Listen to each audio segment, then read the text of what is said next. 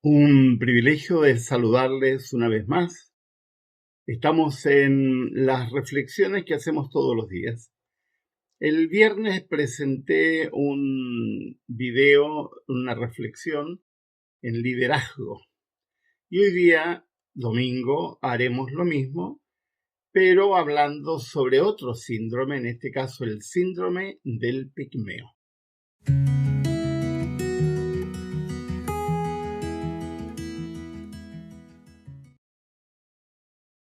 Permítame antes de comenzar con el video recordarles la importancia de hacer un like, de comentar, de hacer preguntas, de compartir, porque de esa manera colaboran con nuestro canal para poder viralizar nuestros videos.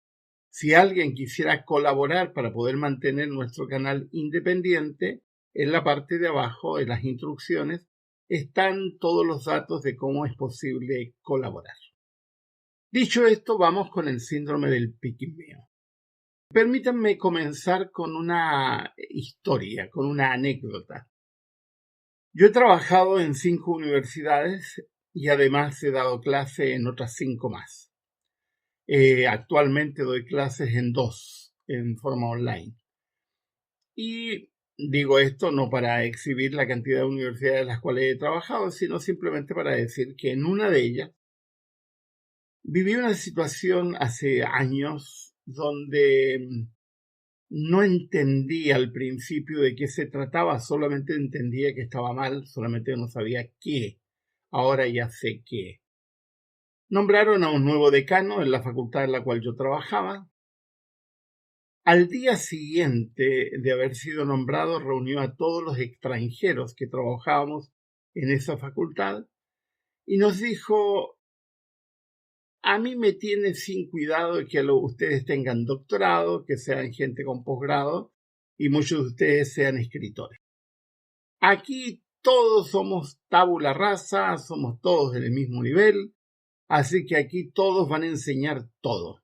Y no me importa que algunos de ustedes sean especialistas en un área, todos van a enseñar en áreas distintas a las cuales son especialistas, porque todo el mundo tiene que estar preparado en todo. Y siguió con una monserga de que los extranjeros, en vez de colaborar, servían para opacar a los nacionales. Pues bien, ese mismo día, 2 docentes, los mejores, los más capacitados que había tenido esa universidad en toda su historia, renunciaron, extranjeros, y al mes se fueron. En mi caso, yo estaba en pleno proceso de mi doctorado, por lo tanto estaba casi terminando, así que no podía irme, pero también al finalizar ese año me fui. Los otros 2 extranjeros también salimos.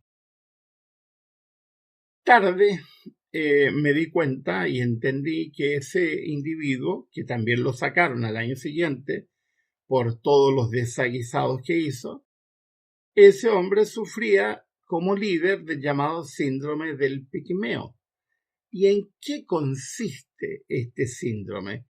Que lamentablemente es un síndrome muy conocido, aunque no le pongamos nombre, porque es muy replicado, muy repetido en muchas organizaciones educativas, religiosas, empresariales, etc. La característica es que al líder le provoca miedo el tener a su alrededor a personas más capaces, más creativas o más preparadas en su propio equipo. Se considera desde la perspectiva de ese líder pigmeo que todos aquellos que están más preparados que él son una amenaza a su autoridad. Por lo tanto, la reacción es provocar la ruina de aquellas personas que podrían eventualmente tener una mejor desarrollo o podrían opacar al líder, es simplemente sacarlos a un lado, tal como hizo ese decano con todos los extranjeros que trabajábamos en esa facultad. Lo que ocurre es que finalmente un líder pigmeo lo que provoca es la ruina de la creatividad, elimina la iniciativa y hace que se baje el rendimiento y la disminución de la autoestima y la capacidad de los individuos que trabajan en su equipo. Para el líder pigmeo es más fácil controlar, pero sin medir que a largo plazo se producen rendimientos mediocres y poco innovadores.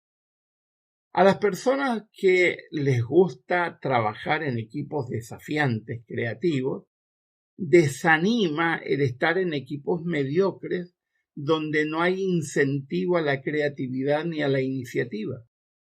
Produce desánimo, especialmente en los más competentes, que sienten que ese no es su lugar y es necesario buscar otros horizontes, tal como nos ocurrió en esa facultad a todos los extranjeros de allí y también un par de nacionales que también le hacían sombra a ese líder que padece, no sé qué fue de ese hombre, el síndrome del pigmeo.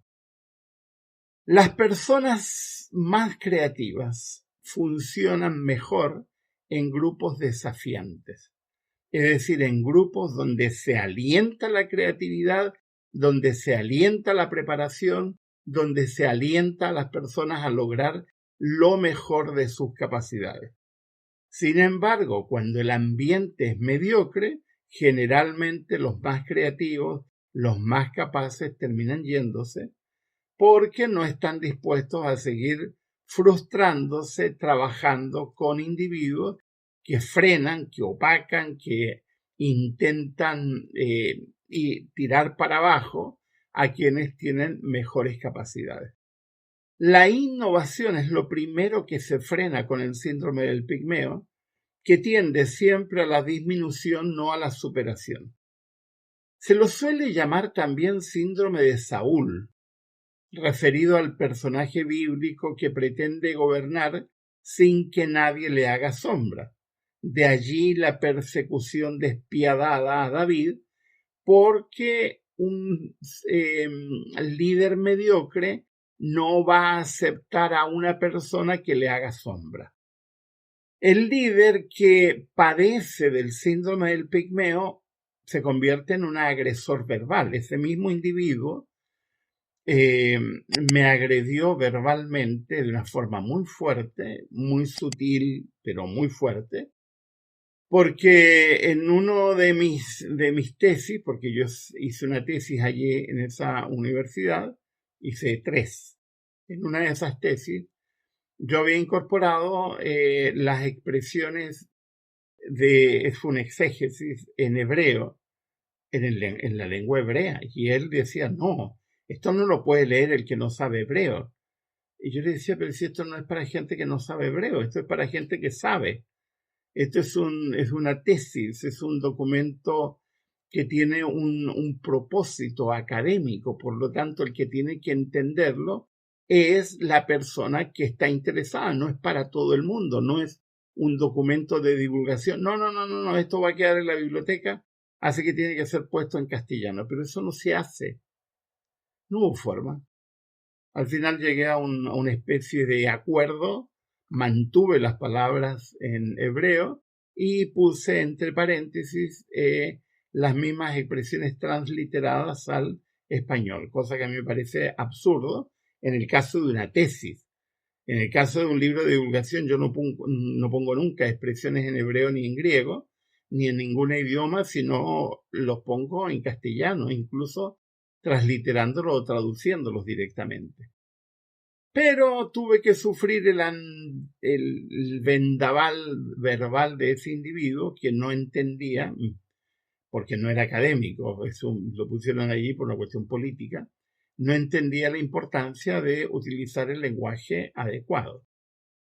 Los que padecen del síndrome del pigmeo además no aceptan las ideas de los demás, especialmente si esa idea va a venir a dejar en evidencia que tú no tienes idea como líder. Por lo tanto, los que padecen del síndrome del pigmeo se convierten en un peligro para la organización en la cual están, ya sea una iglesia, una empresa, una institución educativa, se convierten en un gran peligro. ¿Por qué? Porque cuando contratan a personas mediocres. ¿Por qué? Porque no quieren que les hagan sombra. Expulsan de la organización a personas más eficaces o capaces que eventualmente pudieran hacerle sombra y crean normas y condiciones asfixiantes que limitan el desarrollo de los mejores. ¿Y de quienes se rodean los que padecen el síndrome del pigmeo? De aduladores, de gente que los elogia, aun cuando sea mentira, y en ese contexto prosperan no los mejores, sino los que le hacen el juego al líder. Por lo tanto, se produce un círculo vicioso donde se van los mejores y se quedan los mediocres y se fomenta la mediocridad en esa empresa, en ese sistema organizacional, porque el líder sufre del síndrome del pigmeo. Lo contrario al síndrome del pigmeo son los líderes emocionalmente inteligentes. Un buen líder se rodea de gente muy capaz y la deja actuar. Yo recuerdo un excelente rector con el cual me formé y comencé en una universidad, y él decía siempre, yo conversaba muchas veces con él, porque cuando tú te encuentras con una persona sabia tienes que intentar extraer la mayor cantidad de sabiduría posible. Yo iba por cualquier excusa a su oficina, siempre tenía puertas abiertas y recibía todo.